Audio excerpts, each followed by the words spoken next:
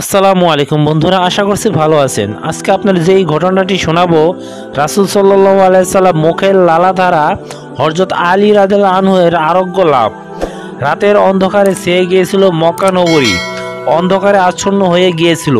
এ সময় কুরাইশ বংশীয় যুবক আলী ইবনে আবু তালেব নিজের লাঠি ধারা উপর কাঁধে রাখলেন এবং রাতের অন্ধকারে গোপনে সফরে আসবাবপত্র বাঁধলেন। তিনি ওই সমস্ত আমানত ফিরিয়ে দেওয়ার জন্য যা নবী করিম সাল্লাল্লাহু আলাইহি ওয়াসাল্লাম তার কাছে ন্যস্ত করেছিলেন মক্কায় অবস্থান করলেন। এরপর তিনি নির্ভয়ে নিশ্চিন্তে মনে পথ অতিক্রম করতে লাগলেন। রাতের পথ চলতে এবং দিনের বেলা কোথাও লুকিয়ে থাকতেন। এভাবে তিনি মদিনায় নিকট পৌঁছে গেলেন। তার পা মোবারক ফেটে গিয়েছিল। নবী করিম সাল্লাল্লাহু আলাইহি ওয়াসাল্লাম তার আগমনের সংবাদ পেয়ে বললেন, আলী রাদিয়াল্লাহু আনহুকে আমার কাছে ডাকো। বলা হলো, তিনি তো হাঁটতে পারছে না, বেশি পথ চলার কারণে তার পা ফুলে গিয়েছে। নবী করিম সাল্লাল্লাহু আলাইহি ওয়াসাল্লাম স্বয়ং তার কাছে তাশরিফ নিয়ে গেলেন। দেখলেন হযরত আলী রাদিয়াল্লাহু আনহু মাটির উপর পড়ে আছেন। হুজুর সাল্লাল্লাহু আলাইহি ওয়াসাল্লাম দয়া পরশ হয়ে কাঁদতে লাগলেন এবং আবেগগণের সাথে তাকে গলা লাগালেন। অতঃপর হুজুর সাল্লাল্লাহু আলাইহি ওয়াসাল্লাম নিজের হাতে মুখে লালা দিয়ে হযরত আলী রাদিয়াল্লাহু আনহু এর পায়ে লাগিয়ে দিলেন। এ দ্বারা তিনি সম্পূর্ণ সুস্থ হয়ে গেলেন। হযরত আলী রাদিয়াল্লাহু আনহু জীবদ্দশা এরপর তার পায়ে আর কখনো ব্যথা হয়নি। তরবারি ও বর্ষার জঙ্গার এক ঘোড়া সওয়ার বীর আমর ইবনে আবদে বুত তার ঘোড়ার পিঠে থেকে লুকিয়ে পড়লেন। অস্ত্রসূত্রে সজ্জিত হয়ে অহংকারী ভাব নিয়ে নিজ তরবারি উঁচিয়ে বলতে লাগলো, আছে কোনো বীর পুরুষ যে আমার সাথে মোকাবেলা করবে? কোনো সাহাবী রাদিয়াল্লাহু আনহু তার ডাকে সাড়া দিল না। সকলে চুপ ছিল। আমর ইবনে আবেদ বুদের মতো অশ্বরোহী মোকাবেলা করার জন্য ময়দানে আসার সাহস আছে।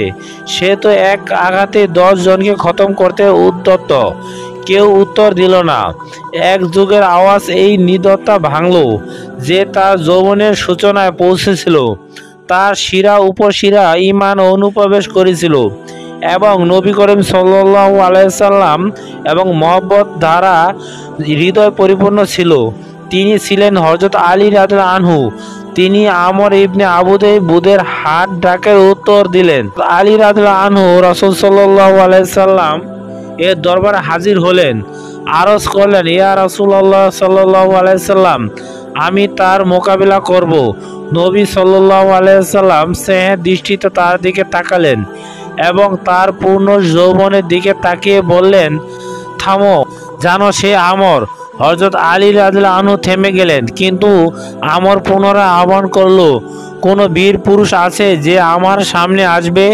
কোথাও তোমাদের বেহেশত যে সম্পর্কে তোমরা ধারণা, তোমাদের মধ্যে যে নিহত হবে সে ওই বেহেশতে যাবে? তোমরা কি আদায় মোকাবেলা কাউকে পাঠাবা না? তোমরা কি বেহেশতে আঙ্গিকা নও? হযরত আলী রাদিয়াল্লাহু আনহু আবার উঠলেন এবং রাসূল সাল্লাল্লাহু আলাইহি সাল্লাম এর কাছে আরজ করলেন, ইয়া রাসূলুল্লাহ, আমি তার মোকাবেলার জন্য যাচ্ছি।